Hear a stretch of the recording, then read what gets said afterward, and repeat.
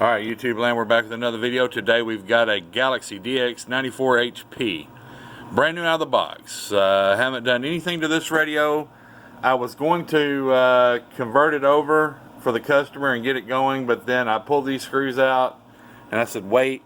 I pulled all the top screws out and I said, wait, I'm not going to do that. Let's do this because I have some of you guys that, and understand, you're watching videos, you're trying to get information, you're trying to learn, you're trying to understand what's going on, you're trying to see what the difference between this guy and this guy and this guy is that are making videos. And there's a lot of guys that make videos. And one thing you got to understand is, everybody has a preference. Not everybody likes, a transmitter that's tuned clean properly and and works the way it should. Some guys like the overmodulated mess. They like, as long as it's loud, they don't care if they're distorted and people can't understand them. It's it's the mentality of some people, which is fine. Everybody's got a preference. So anyway, but I'm reading comments on stuff as I do videos, and a couple of comments on videos is, why would I pay $300 for a radio that isn't aligned from the factory? Okay, so we decided, it's been a while since we've done one of these, so this is a brand new out of the box Galaxy 94 HP, and out of the box it's aligned, box stock. We've got roughly a 30 watt carrier, and I've got the mic keyed up here. Out of the box from the factory, it is aligned. If you look right there, 50 megahertz. Okay? There's no hello, 1 2 1 2 1 2. You can see we're modulating it. 1 2. I'm slamming that 50 watt slug. I really shouldn't be doing that. But anyway, it's pretty clean. It's clean from the factory. But it's a 10 meter radio. It is 28. It will not go to the CB band where you're wanting to talk. Okay? So, to the gentleman that was asking why he'd spend $300 on a radio and then spend more money having it aligned, I'm going to show you why. Because from the factory, it's set up, it's ready to go. Look how clear that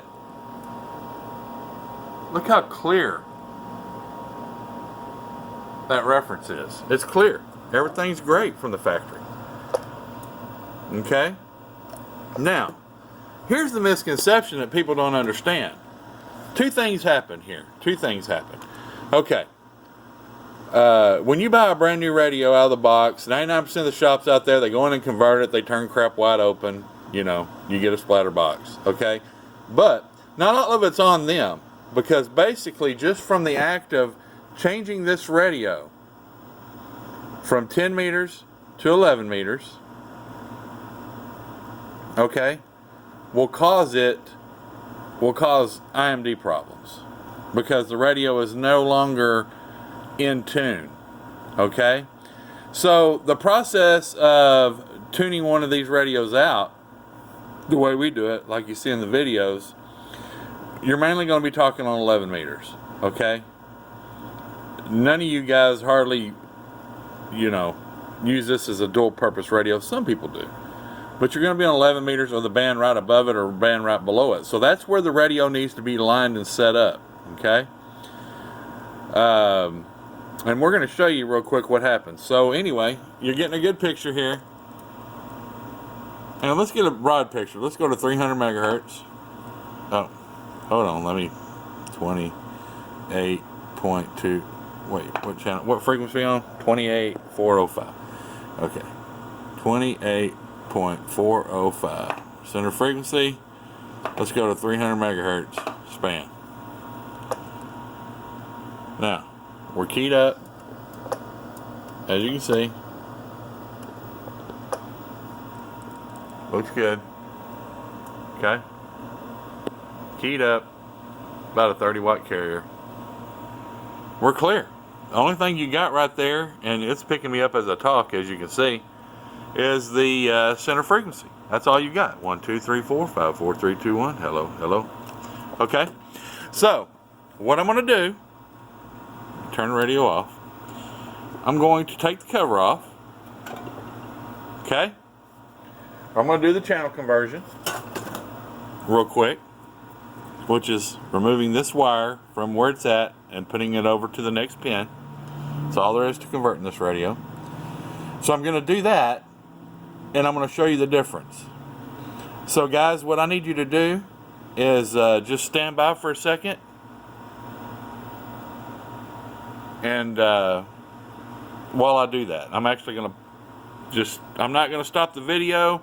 I'm going to set the video camera down right here. You're going to look at my desk. We're not going to pause anything. All I'm going to do is move that wire. It's going to take me just a second to do it. Unfortunately, I need a tripod or something so y'all can have seen this process, but anyway, that's all we did. So, alright, so all we did was the channel conversion. So, we can turn it back on. Now you can see as our frequency changed. Now we're at 26604. So, let's line it up. Get it on the 5. There. Alright.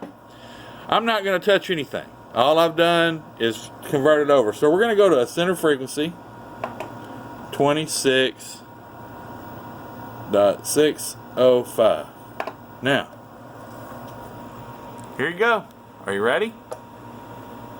Look at that. Now look at your reference, how hazy it is. Okay? That's all we did. Basically, the radios are aligned from the factory.